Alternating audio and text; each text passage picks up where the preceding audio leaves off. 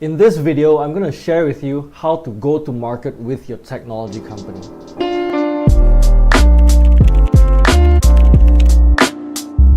Shoot for the moon. Let's be a unicorn. You know, we hear all these mantras around technology startups and how big we want to go. But let's look at the reality. You're entering a market, you're a brand new business with an unproven product, and there are incumbents, giants in the industry and other competitors coming with huge reserves of cash. Let's play this smart. First of all, let's look at some statistics. NUS in Singapore did a study of more than 350 tech companies. Only 20% of them were actually profitable operationally. The other more than half, they were bleeding. That's not a good sign for tech startups in general. Let's look at some stories of how companies have actually gone over these statistics to become profitable. First company, Simplistic, the founders and the makers of the Rotimatic bread making product. This is a Singapore-born company. They spent many years building and developing the product. It was a very expensive play because it's a bread maker, so it's a device. And they perfected it. They actually went to the market. They launched a pre-starter campaign. They raised more than $5 million of orders in 1 week from more than 6,000 customers. Not bad for a brand new company with the first product. They had great concepts, great videos, and they also went viral online and in the media. Second story, Dropbox, probably a company that you and I both use or actually have an account with. Today, they're worth more than $10 billion in market capitalization. In 2015, they ran a campus promotion where they pit universities against each other. And what actually happened was they actually got the communities within each of these universities, the staff, the students, to actually share amongst themselves, because the community that won with the most number of sign-ups would actually get tremendous bonuses for all of their members. So this was an important campaign for them to drive user base and profitability, and that year they were actually profitable for the first time in their history. So how does this relate to you? As a technology company right now, you're probably having a proof of concept or proof of value product. You want to go to the market, you want to gain some exposure, you want to gain users, and you want to get actually profitable. So the first thing that you actually have to do is to actually know your market intimately well. Who is your buyer?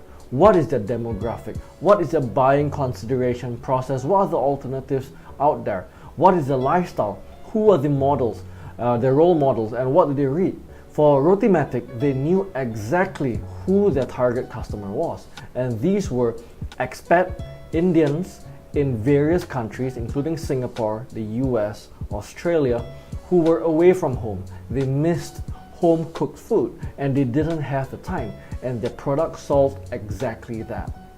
The second thing you want to do is to then create an offer that's completely no-brainer. And for many of these companies, it could be a freemium or first trial offer. So it could be a first month where it's free. If you're a software company, it could be a $1 trial, or it could be such a thing for, let's say, a software company, or even if you have a product. So that's what that's what Dropbox and many other software companies do with a trial product where you have your credit card details entered in and you get the first month for free. However, that's where they actually retain customers from the second month onwards. And you see this all the time with Netflix or with Amazon as well. The third thing that you can do then is to run your campaign and incentivize sharing. Remember the Dropbox campaign? They incentivize sharing so much by having people share it within the campuses. They pit campuses and communities against each other, and this created massive competitiveness within the market, and this created tremendous word of mouth. And they increased this with scarcity by saying that, you know, this campaign is only by the end of the month and only one community will get this bonus. So this created massive word of mouth during that period. The third thing that you want to do is to tell a story around your brand, around your campaign, around your product. For people like Simplistic, they actually looked at some of the best case studies of their customers. You know, they had users from Dubai, users in Singapore, users in the US, and they actually profiled the story, the testimonials, the families of these users. And what this did was to create stories and collateral of customers where they actually showcase success case studies, and the market could then actually see use cases, case studies, and testimonials from people just like them. And that did a lot to wave off the skepticism and the doubts and the questions that they had before they bought. The last thing that you want to do is, after all this initial activity and testing, you need to actually have the customer acquisition number. Drill that down to a science. How much does it cost in dollars and cents to acquire a lead? How much does it cost in dollars and cents to acquire a freemium customer? How much does it cost in dollars and cents to have a premium paying customer?